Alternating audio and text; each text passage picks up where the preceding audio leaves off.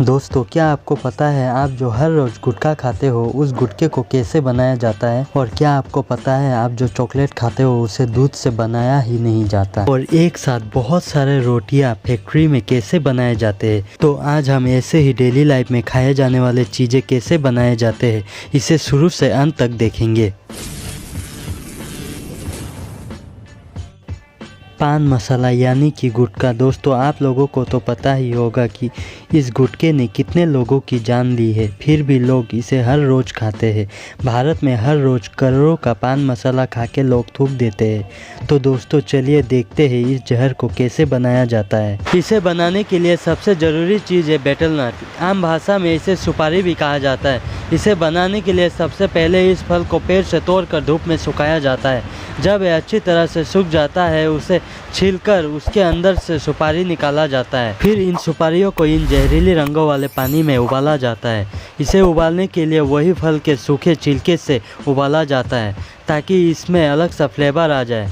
बाद में इनमें कत्था और अलग अलग कंपनी के मुताबिक अलग अलग फ्लेवर मिलाया जाता है और इस स्वाद को टिकाए रखने के लिए इनमें पैरासिडिन डाला जाता है। ये पैरासिडिन वही चीज़ है जिसे फल को ताज़ा रखने के लिए काम आता है। बाद में उबले हुए सुपारियों को अच्छे से धूप में सुखाया जाता है।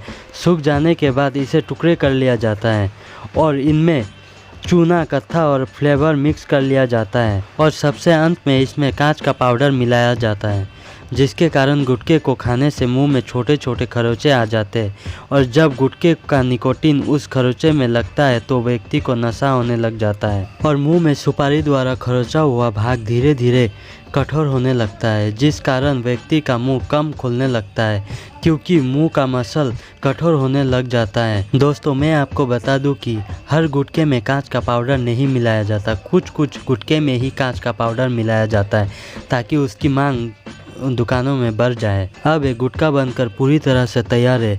इसे अलग अलग कंपनी अपने अपने पैकेजिंग में मशीन्स के जरिए पैकेजिंग कर लेते हैं और बाज़ार में बेचने के लिए निकाल देते हैं।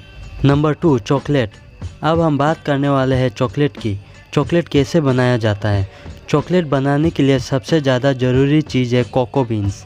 ये साउथ अफ्रीका और ऑस्ट्रेलिया में पाया जाता है। ये फल जब अच्छे तरह से पक जाता है तो इसके अंदर से बीज को निकाल लिया जाता है और उस बीज को ही कहते हैं कोको बीन्स। जब ये अच्छी तरह से सूख जाता है तो इससे इसका छिलका अलग कर लिया जाता है और उन बिना छिलका वाले कोको बीन्स को ग्राइंडर में डाल दिया जाता है और उसे अच्छी तरह से पाउडर बना दिया जाता है। ये पाउडर बन जाने के बाद इसमें शक्कर और अन्य बहुत सारे चीज़ मिक्स कर दिया जाता है। ये बहुत गाढ़ा हो जाता है और इसे पतला करने के लिए 2 रोलर के मशीन के बीच से इसे निकाला जाता है। इसे सॉफ्ट रखने के लिए इसमें ऑयल मिक्स किया जाता है। जब ये सही मात्रा में पतला हो जाता है तब इसे मोल्ड में भर दिया जाता है और उसे ठंडा करने के लिए फ्रिज में डाल दिया जाता है। जब ये अच्छी तरह से मोल्ड में जम जाता है तब इसे छोटे छोटे टुकड़े में काट लिया जाता है। इसे ही चॉकलेट कहते हैं। इसे पैकेजिंग करके बाज़ार में बेचने के लिए निकाल दिया जाता है। नंबर 3 पे है रोटी। अब हम देखने वाले हैं बहुत सारे रोटियों को फैक्ट्री में कैसे बनाया जाता है।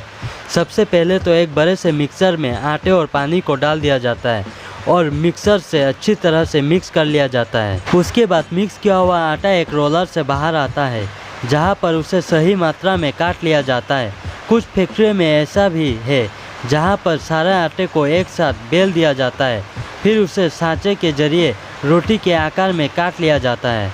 बाद में इन रोटियों को मूविंग प्लेटफॉर्म से भट्टियों के अंदर डाल दिया जाता है और दूसरी तरफ से भट्टियों के अंदर से रोटी बनकर बाहर निकल आता है। नंबर 4 पे है पास्ता। दोस्तों, आजकल के बिजी लाइफ में लोग नाश्ते में पास्ता खाना बहुत पसंद करते हैं। तो चलिए देखते हैं बड़े पैमाने में फैक्ट्री में पास्ता कैसे बनाया जाता है। पास्ता बनाने के लिए गेहूं को बहुत ही बारीकी से पीस लिया जाता है और उसका मैदा बना लिया जाता है। अच्छे से ये मैदा पीसने के बाद इसे दूसरे ग्राइंडर मशीन में डाल दिया जाता है जहां पर इसे पानी के साथ साथ और भी सामान के साथ मिलाया जाता है, जिससे कि पास्ता काफ़ी चिकनी हो जाती है।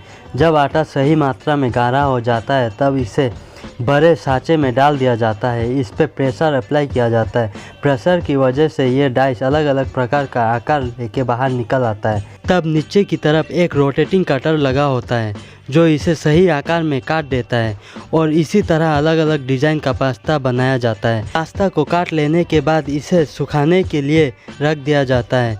सूखने के बाद इन्हें कन्वेयर बेल्ट में रख दिया जाता है, जहां पर इनकी पैकेजिंग कर दी जाती है और उन्हें दुकानों में बेचने के लिए निकाल दिया जाता है।